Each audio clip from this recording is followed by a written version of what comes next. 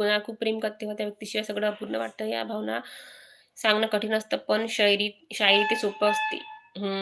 बरोबर आहे दादा. अतुल दादा, सॉरी, आशुतोष दादा, सॉरी, चुकलं नाव, आशुतोष आहे. मी मराठी या आल्या की आमच्या घरी. हो दादा, सांगणार तुम्हाला आम्ही यायच्या आधी. लाईव्ह तर घेणारच आहे मी. अशोक दादा, हाय दादा, नमस्कार. स्वागत आहे माझ्या चॅनलवर तुमचं. अशोक जगताप दादा, हाय. झालं का तुमचं जेवण दादा? बच्चू भाऊ कडूला ओळखतात असाल तुम्ही, त्याच्या गावामधला. हो, बच्चू कडूला ओळखते, पण ते कोणत्या गावाचे होते हे मला आजपर्यंत सुद्धा माहित नव्हतं. तुमच्यामुळे माहित झालं वैभव दादा मला. बच्चू कडूला ओळखते मी, राजकारणी आहे ते. तर त्यांचं नाव आता भरपूर ऐकलं होतं, पण ते कुठल्या गावचे आहे हे मला प्रॉपर माहित नव्हतं. धन्यवाद, मला आज माहित पडलं.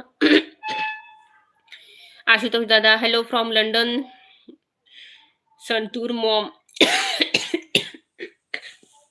धन्यवाद दादा, संतूर मॉम. लंडन वरून माझा लाईव्ह बघत आहे का दादा तुम्ही, आशुतोष दादा?